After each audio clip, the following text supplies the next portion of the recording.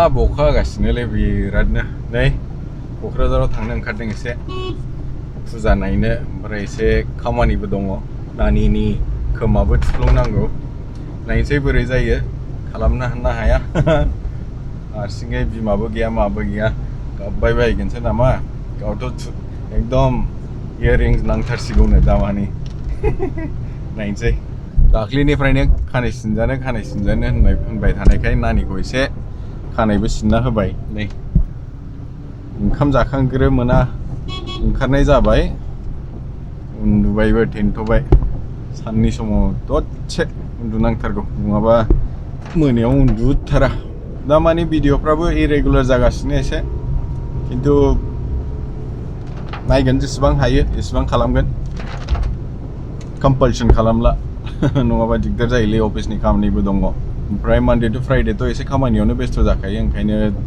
दिगदार खालामनो मोन्दों दामानि anyways with that side hello everyone welcome back to the channel आसा खालामो नोंथांमोनहा मोजाङैनो दङ बुंनाय बायदि क'क्राझाराव थांगासिनो दङ जोङो दा बोथोराबो माथो सोलायसिगोन नामा एकदम थान्दा जाहांबाय माथो थान्दा जाबा हामसिगौ एसे बोथोरा नङाबा बाब माबा माबि जालागासिनो सहायखौनो हाथारा माथो गरमखौ बिनिखौ गरमाबो सैखा नालाय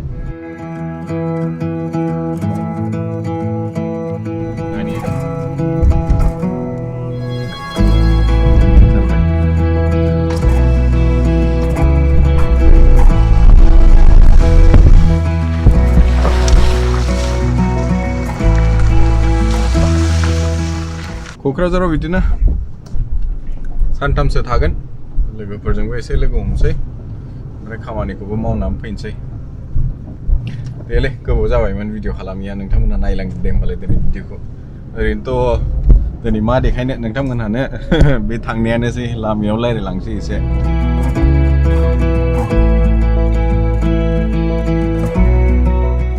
नै सानसे अखा हाखाबायलै मा खामानि जानांगौ बिदियाव साननानै नायसाय खामानिफोरखौनो बंग' खालामजोबो बेबायदिनो सोरनि कल फैलायखो र' बुरिनि कल फैदोंलै र' रायज्लायहरगोन दिनै ओमफ्राय बुरिया फैगोन दिवालि जोबनानै दिवालिखौ मालाय हजों गावनि न'आव मानायनानै फैगोन दां देग्लाय ओमफ्राय नायनोसै जोङो थांफिननायाबो एसे गोबावानो दङ डिसेम्बर जानुवारि बेफोरावसो जोङो बेंगलर थांफिनगोन दां बेंगलरथ' बा थांफिननाय जागोन चेन्नाइयाव थांगोन नांगौ जोंनि गारिया चेन्नाइयावसो दं नालाय चेन्नाइयाव थांनानै गारिखौ लानानै ब्लड ओरै बेंगलर ओंखारलांगोन नै रायज्लायै माथो गौरां पार्क सफैबाय दाख्लै फैनाया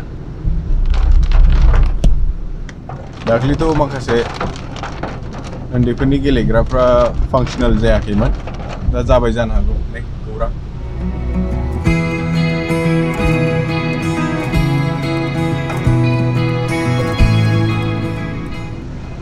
फिलायबायलै सय एसेबो अखाया दिनै हाबा मा जाबावनांगौ लाखिगोन दिनै एसे रायज्लायहरनोसै नै नानिया सिखारबाय जोंना से हाय मेहेर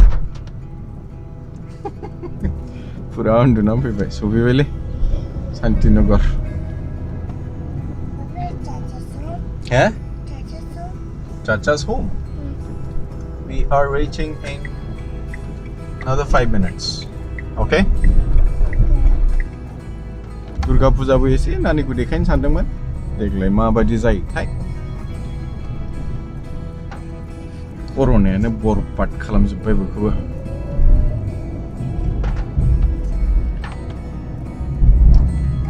नै क'क्राझारि सफैबाय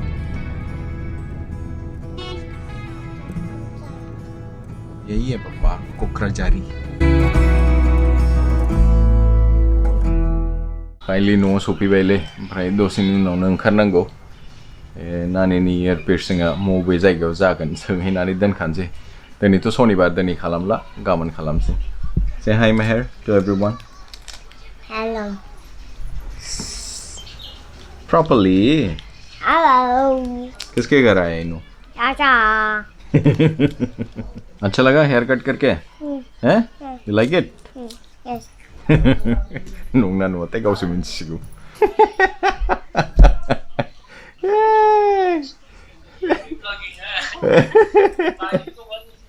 बाजी को बता रहे हो प्रवीण मम्मी ने बजय को बाजवी बना दिया।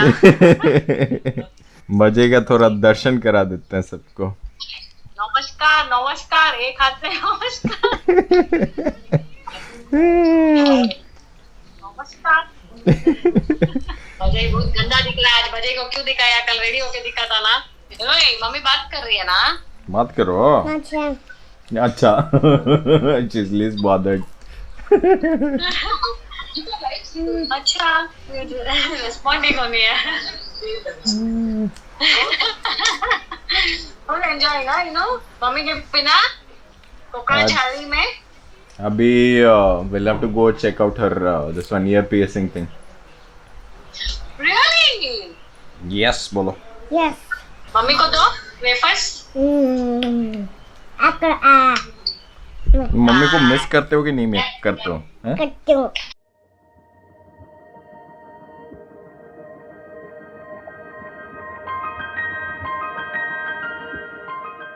Hello everyone, welcome back to the channel. आसा खालामो नोंथांमोना मोजाङैनो दङ। नै वीकेन्डआ जोब्बाय, न'आव थांगासिनो। नानिया थांफिननो बादोंमोन क'क्राझारनिफ्राय। बिमादै बिबथैमोनाव दंहैथ'योमोन साननैसो वीकेन्ड। गाबोननिफ्राय अफिसलाय थांफिननांसिगौ, उपाय गैया।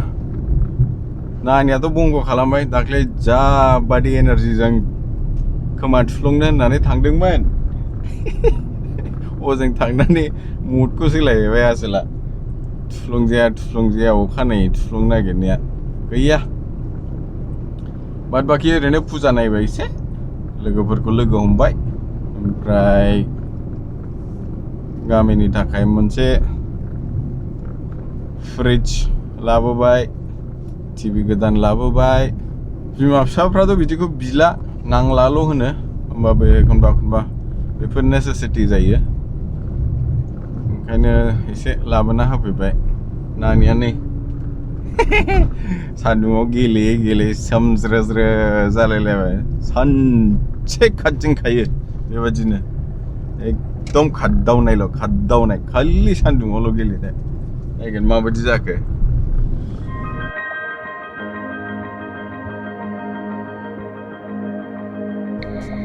लामाफ्राबो गाज्रिथारलै खन्द'। No. Say hi to everyone, Papa. You don't want to say hi? Huh?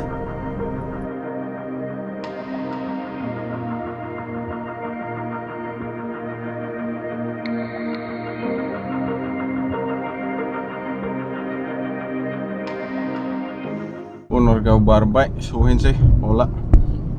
ओमफ्राय दाख्लैहाय क'क्राझाराव थानायाव सानैसो फंबाय लोगो मोनदोंमोन, मोजां मोनबाय। सासे जाहैबाय बिशाल, ओमफ्राय सासेया मा नाम मोनथाय आं बावबायलै फंबाय। खिन्थु लोगो मोननानै मोजां मोनबाय। ओमफ्राय नोंसोर जाबादि आंनि भिडिअखौ मोजां मोनो बेखौ खोनानानै एकदम गोसोआ मोजां मोनथारबाय। नानिया नायगोन उन्दुलायबाय। जै गारियाव गाखोबाय होनबाथाय दुमफ्ला। ओमफ्राय दा माने गारि गाखोनायखौ एन्जय खालामा जागासिनो। दाख्लैनिफ्रायनो गिजबनानै दं दाबो।